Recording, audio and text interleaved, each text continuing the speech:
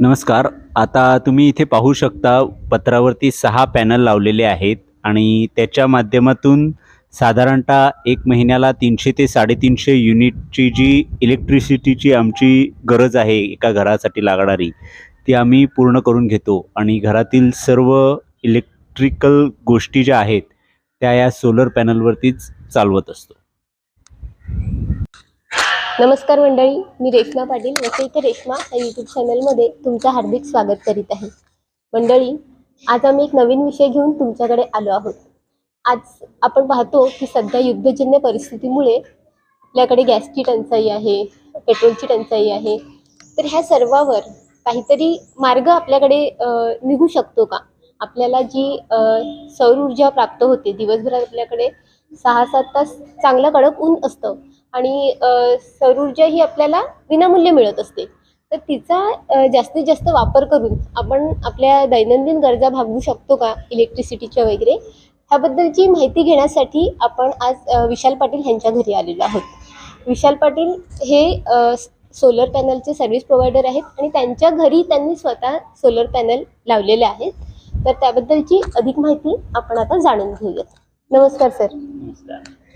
Sir, तर आता जो आपला विषय आहे आजचा की सोलर पॅनल मधून जी आपण इलेक्ट्रिसिटी वगैरे निर्माण करू शकतो, तर त्याबद्दलचीच आम्हाला माहिती हवी की तुम्ही तुमच्या घरी जे सोलर पॅनल लावले आणि आता तुम्ही जी सर्व्हिस प्रोव्हाइड करतात सोलर पॅनलची, तर त्याबद्दल कसं काय, म्हणजे जर कोणाला घ्यायचं असेल किंवा ह्याबद्दल म्हणजे काय काय आपण वापरू शकतो, पहिला तर बेसिक पासून शेवटपर्यंत सगळी माहिती आम्हाला हवी आहे. ठीक आहे, चालेल, नक्कीच.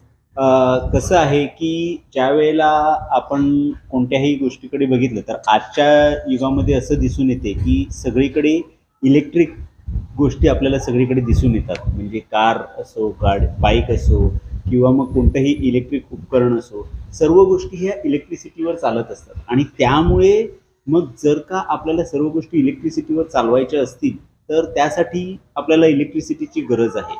आणि ती मग कशा पद्धतीने जनरेट केली जाते, तर साहजिकच आहे, गव्हर्नमेंट कोळसा आणि इतर माध्यमातून करत असतेच, पण त्या व्यतिरिक्त आपणही आपलं काहीतरी योगदान देऊ शकतो. तर ते कसं, तर ते आपण सोलर पॅनल, रूफटॉप सोलर पॅनलच्या माध्यमातून करू शकतो. आणि त्यासाठी गव्हर्नमेंटसुद्धा त्या गोष्टीला खूप सहकार्य करत आहे. म्हणजे आपल्याला सेंट्रल गव्हर्नमेंटकडून त्यासाठी सबसिडी प्रोव्हाइड केली जाते. इव्हन स्टेट गव्हर्नमेंटकडून सुद्धा त्यासाठी आपल्याला सबसिडी प्रोव्हाइड केली जाते की जेणेकरून जास्तीत जास्त लोकांनी या गोष्टीचा लाभ घ्यावा.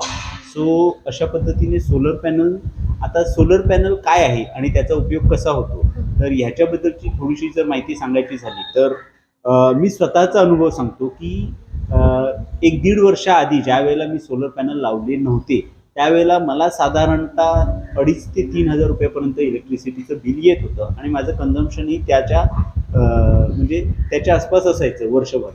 तर मग मी विचार केला की दर वेळेला इतके पैसे म्हणजे देण्यापेक्षा जर का मी रूफटॉप सोलर लावतोय तर त्याच्यातून मला कसा बेनिफिट होईल.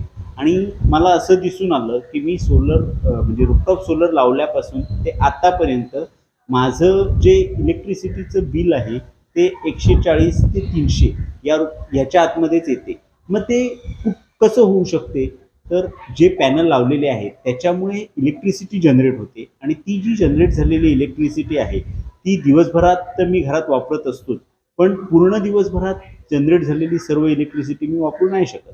त्यामुळे मग ती इलेक्ट्रिसिटी MSEBला जाते आणि तदनंतर त्यांना मी जी दिवसभरात दिलेली इलेक्ट्रिसिटी आहे तीच इलेक्ट्रिसिटी मी रात्री ज्या वेळेला वापरतो त्यावेळेला ती मला रिटर्न दिली जाते. अशा पद्धतीने ही सिस्टीम चालत असते. अच्छा, मग आपल्याला जेव्हा सोलर पॅनल बसवायचे असतील तर मग आपल्याला MSEB कडून परमिशन वगैरे असं घ्यावं लागत असेल ना पहिला? हो, खूप साऱ्या गोष्टी आहेत ज्याची आपल्याला रिक्वायरमेंट ज्या आहेत त्या फुलफिल कराव्या लागतात. जसं सांगायचं झालं तर पहिली गोष्ट म्हणजे जर आपण घरावरती रूफटॉप सोलर लावत असू तर आपल्या घरामध्ये असलेल्या इलेक्ट्रिसिटी लोडची कॅपॅसिटी ती पहिला आपल्याला वाढवून घ्यावी लागते. ती वाढवून घेतल्यानंतर आपल्याला जितक्या किलोवॅटचं रूफटॉप सोलर लावायचं आहे त्याहून जास्त किंवा तेवढ्या कॅपॅसिटीची आपली क्षमता असली पाहिजे. तदनंतर मग त्या कॅपॅसिटी हिशोबाने आपण रूफटॉप सोलर पॅनल लावू शकतो. ते लावल्यानंतर मग साहजिकच आहे, मीटरची प्रोसेस असते की आपण किती जनरेट करतो ते माहिती पडलं पाहिजे. मग त्याच्यासाठी जनरेशन मीटर आलं. तदनंतर मग MSEBला किती इलेक्ट्रिसिटी दिली, आपण त्यांच्याकडून किती घेतली, तर ह्या गोष्टीसाठी सुद्धा एक सेपरेट मीटर MSEB आपल्याला प्रोव्हाइड करते. त्याला नेट मीटर म्हणतात. तर अच्छा. ती प्रोसिजर जी आहे ती आपल्याला पेपरवर्क सर्व करावे लागतात, पण ते ॲज अ सर्व्हिस प्रोव्हायडर आम्ही करून देतो. कारण की साहजिकच आहे, ज्यावेळेला एखादा व्यक्ती नवीन एखादी हा, गोष्ट करायला बरोबर. जातो त्यावेळेला त्यांना खूप धक्के खावे लागतात हा. आणि मग ती गोष्ट अर्धवटच सुटली बरोबर. जाते. मग ती होऊ नये म्हणून आम्ही ॲज अ सर्व्हिस प्रोव्हायडर या गोष्टी करत असतो. अच्छा. आपण जेव्हा पहिल्यांदा सोलर पॅनल लावणार आहोत तर आपल्याला असा अंदाज कसा येईल की म्हणजे किती वॅटचं आपण सोलर पॅनल लावलं पाहिजे? ते कसं असते की ज्या वेळेला एखाद्या व्यक्तीला असं जर सोलर पॅनल लावायचं असेल तर सर्वप्रथम आम्ही त्यांच्याकडून त्यांचं इलेक्ट्रिसिटीचं बिल घेतो.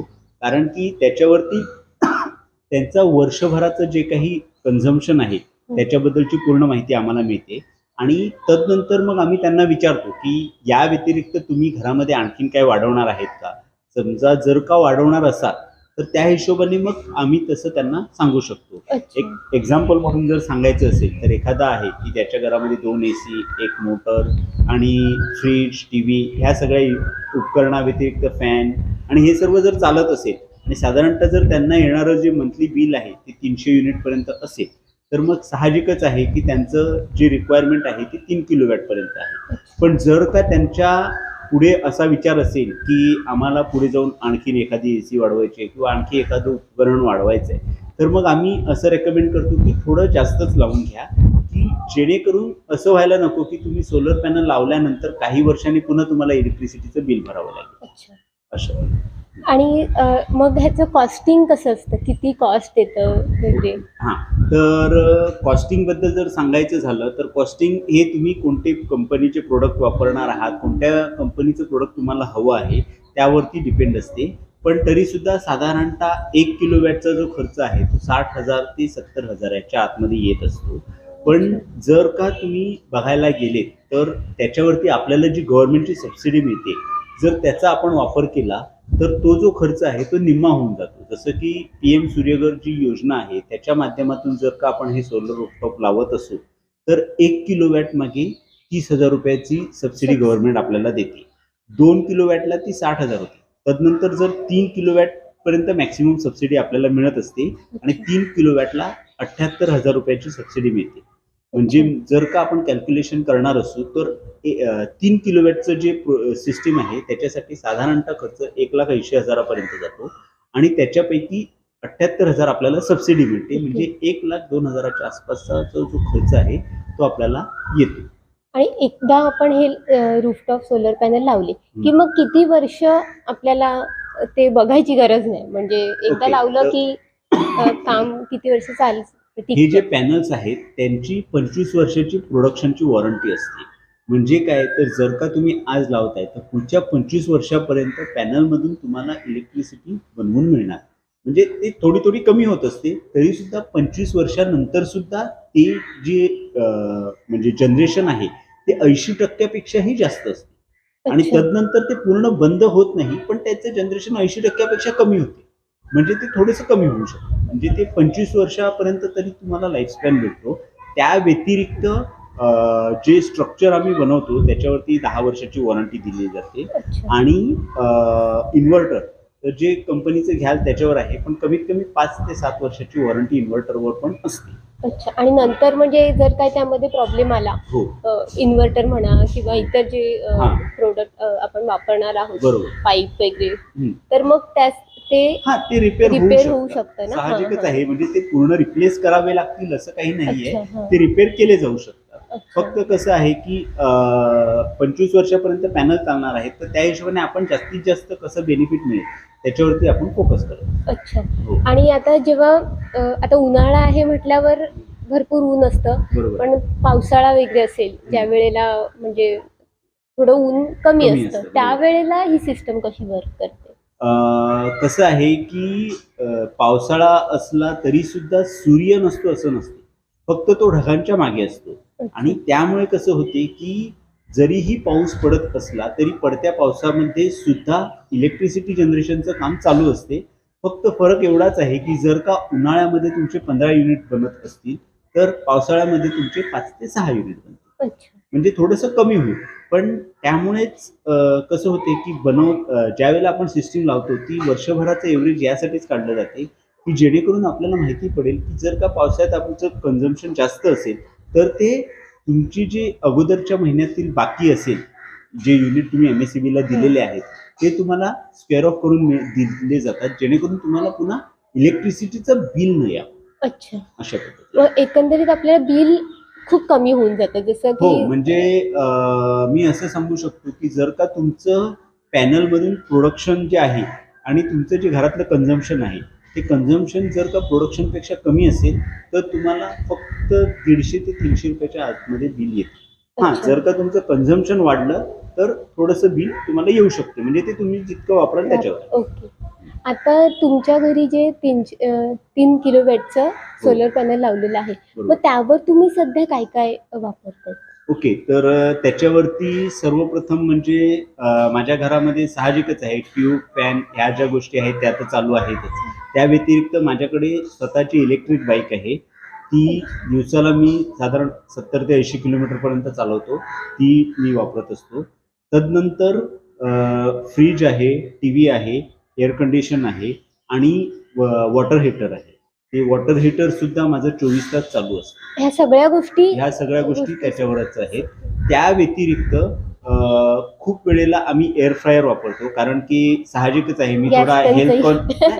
गॅस टंचाई तर आहेच, पण त्या व्यतिरिक्त दुसरी गोष्ट म्हणजे कसं आहे हेल्थ की आपण ज्या कॉन्शियस. वेळेला ऑइल जास्त वापरतो त्यावेळेला ते हेल्थसाठी चांगलं चांगलं नाही. नसतं, त्यामुळे मी बरोबर. एअर फ्रायर वापरतो की जेणेकरून ऑइलचं कन्झम्पशन कमी होईल अच्छा. आणि हां. हेल्थी राहू शकतो. ओके. त्याचप्रमाणे कधी कधी जर वाटलं तर मग आम्हाला गॅस कमी पडला की आम्ही इंडक्शन सुद्धा आहे अरे वा, माझ्याकडे, छान तोही छान. वापरतो. म्हणजे बरीच उपकरणं ते सौर ऊर्जेवर चालवतात.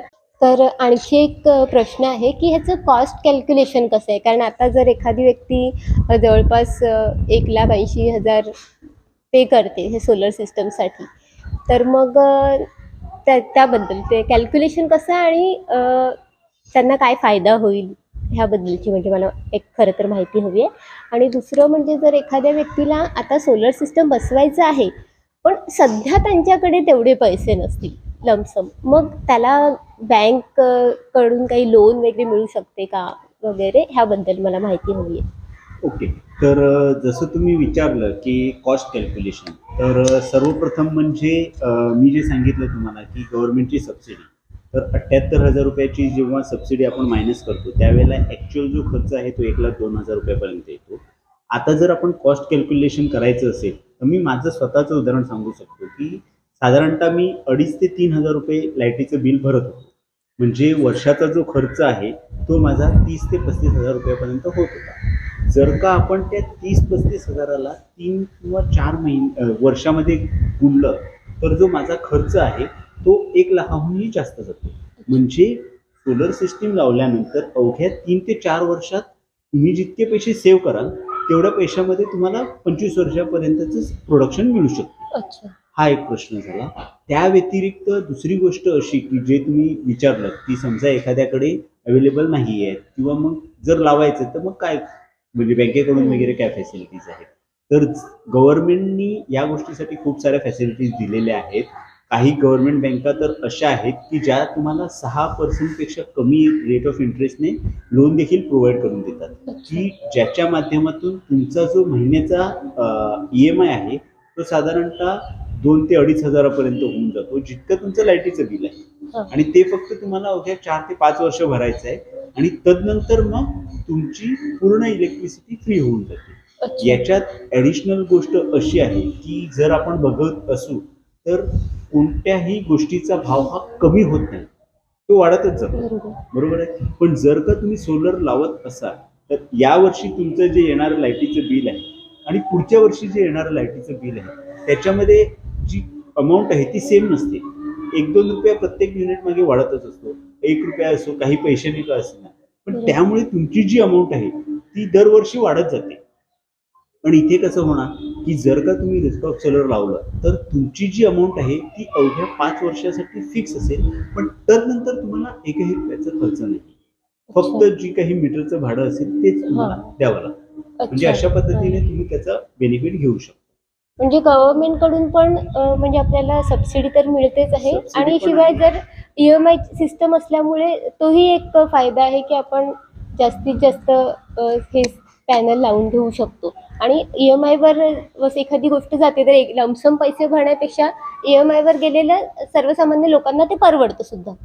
आणि तो EMI देखील तुमचा लाईट बिलाचं रिप्लेसमेंट आहे. असं हां. नाही की तुम्हाला लाईट बिल ही भरायचं आहे आणि EMI हां, भरायचं आहे. बरोबर. तर तुम्ही लाईट बिल जे भरत होते त्याच्याऐवजी तुम्हाला EMI भरावा लागेल. अच्छा. हां, फक्त थोडीशी अमाऊंट मागे पुढे असते. म्हणजे कसं आहे की समजा तुम्ही कारण की आपण कधी सिस्टीम लावतो त्यावेळेला जर पुढच्या 20-25 वर्षाचा विचार करतो तर त्यावेळेला थोडीशी जास्तच लावतो. बरोबर. ती जास्त लावल्यामुळे त्यासाठी आपल्याला लागणारा जो जास्तीचा खर्च आहे तो थोडासा आपल्याला बेअर करावा लागतो. पण तो तसं जर आपण कॅल्क्युलेशन केलं तर आपला कव्हर म्हणजे होऊन लॉंग टर्म साठी ही खूप फायदेशीर खूप गोष्ट फायदेशीर. आहे. आणि अजून एक मला आता सुचलं प्रश्न की आता ज्यांची अशी घरं आहेत, आता तुमच्या घरासारखं ज्यांचं घर आहे, कौलारू घर असेल किंवा पत्र्याचं घर असेल, म्हणजे स्वतंत्र घर आहे, ते लोक हे लावू शकतात. पण जे बिल्डिंग मध्ये राहणारे आहेत, फ्लॅट सिस्टम आहे, त्यांची तर अशी सेपरेट जागा नसते ना, मग तिथे हे पॉसिबल होतं का? कसं असते जर का एखाद्याची बिल्डिंग असेल, एखाद्याचा फ्लॅट असेल तर त्यावेळेला त्यांना सोसायटीकडून किंवा बिल्डिंगकडून परमिशन घ्यावी लागते. अच्छा. जर का बिल्डिंगला काही ऑब्जेक्शन नसेल आणि त्यांना लागणारा जो स्पेस आहे तो त्यांच्याकडे अवेलेबल असेल तर ते आपण करून देऊ शकतो. म्हणजे मी खूप ठिकाणी नोटीस केलेलं आहे की बिल्डिंगच्या टेरेसच्या वरती त्यांनी अशी शेड्स टाकलेली आहेत. अच्छा. तर त्याच्यावरती लावणं हा एक ॲक्च्युली खूप चांगला उपाययोजना आहे की जेणेकरून जर का एखाद्याला ती सिस्टीम ॲडॉप्ट करायची आहे तर ते करू शकतात. अच्छा. हो. म्हणजे त्यांना सुद्धा ऑप्शन आहे. हो, त्यांना फ्लॅट option मध्ये आहे. राहणाऱ्यांना फक्त, सुद्धा option त्यांना आहे. सोसायटीकडून परमिशन घ्यावी लागते. अच्छा. आता आपण खाली जाऊया आणि जे मीटर, रेसिडीचं जे मीटर वेगळं असतं आणि आपलं हे रूफटॉपचं जे मीटर वेगळं असतं ते एकदा बघूयात, आणि बाकी पण उपकरण आपल्याला आता इथे पाहता येतील, ती सुद्धा तुम्हाला दाखवते. चला खाली जाऊया. हां, तर आता मी तुम्हाला जसं सोलर पॅनल आहेत त्या व्यतिरिक्त ज्या गोष्टी रिक्वायरमेंट असतात ज्या वेळेला आपण रूफटॉप सोलर लावतो त्याच्याबद्दलची थोडी माहिती देतो. की जसं आता आपण इथे बघू शकतो की हे जे 2 कंट्रोल सिस्टीम आहेत त्या शॉक लागू नये किंवा काही ॲक्सिडेंट होऊ नये त्याच्यासाठी आहेत. आणि तदनंतर हे जे आहे हे वॉटर आपलं सोलर इन्व्हर्टर आहे की जे DC करंटला AC मध्ये कन्वर्ट करते. आणि तदनंतर मग हे 2 मीटर आहेत जे रूफटॉप सोलर सिस्टीम बरोबर येत असतात. एक जे मीटर आहे ते किती इलेक्ट्रिसिटी जनरेट झालेली आहे त्याच्याबद्दलचा रेकॉर्ड ठेवण्यासाठी असते. आणि दुसरं जे आहे ते नेट मीटर बोलतात त्याला. ते म्हणजे आपण जनरेट केलेली इलेक्ट्रिसिटी जी आहे ती गव्हर्नमेंटला किती गेलेली आहे आणि आपण त्यांच्याकडून किती वापरलेली आहे त्याचा पूर्ण रेकॉर्ड ठेवण्यासाठी वापरलं जाते. अशा पद्धतीने ही पूर्ण सिस्टीम चालली जाते. तर मंडळी, आज ह्या व्हिडिओमध्ये आपल्याला सरांनी सोलर पॅनल बद्दलची खूप चांगली माहिती दिली. जे काही बरेचसे प्रश्न होते ते आपण ह्या व्हिडिओमध्ये कव्हर केलेले आहेत. तरी सुद्धा जर तुम्हाला आणखी काही ह्याबद्दल माहिती हवी असेल किंवा तुम्हाला सोलर पॅनल लावायचे असतील तर सरांचा नंबर मी डिस्क्रिप्शनमध्ये देते, त्यावर तुम्ही कॉन्टॅक्ट करा. सरांचे ह्या व्हिडिओत मी खूप मनापासून आभार मानते, कारण त्यांनी त्यांचा बहुमूल्य वेळ आमच्यासाठी दिला. तर मंडळी, हा व्हिडिओ तुम्हाला कसा वाटला हे मला नक्की कळवा. व्हिडिओ आवडल्यास व्हिडिओला लाईक करा, शेअर करा आणि माझ्या चॅनल सबस्क्राईब करा. धन्यवाद.